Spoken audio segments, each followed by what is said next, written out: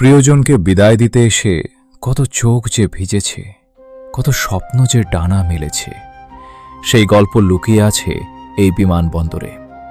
কেউ ফিরে আসে আপনজনের কাছে, কেউ পাড়ি জমায় নতুন জীবনের পথে। আজ আমরা জানব চট্টগ্রামের শাহ আমানত আন্তর্জাতিক বিমানবন্দরের নামকরণের ইতিহাস। সাথে আছি আমি এস.এম. ফারুক। বাংলাদেশের দ্বিতীয় বৃহত্তম আন্তর্জাতিক বিমানবন্দর এটি। চট্টগ্রামের পতেঙ্গায় কর্ণফুলী নদীর তীরে অবস্থিত। দেশের মোট বিমানযাত্রীর প্রায় 21% এই বিমানবন্দর ব্যবহার করে থাকেন। তবে শুরু থেকেই এর নাম শাহ আমানত আন্তর্জাতিক বিমানবন্দর ছিল না। 1990 সালে বিমানবন্দরটি আন্তর্জাতিক বিমানবন্দরের মর্যাদা লাভ করে।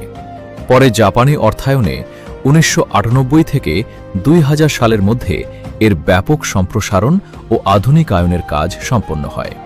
2000 সালে বিমানবন্দরটি চালু হলে এর নাম রাখা হয়েছিল এম.এ. হান্নান আন্তর্জাতিক বিমানবন্দর।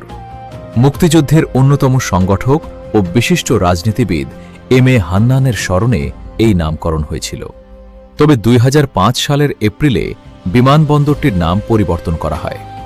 চট্টগ্রামের বিখ্যাত সুফি সাধক ও আউলিয়া হজরত শাহ আমানতের প্রতি শ্রদ্ধা জানিয়ে নাম রাখা হয় শাহ আমানত আন্তর্জাতিক বিমানবন্দর।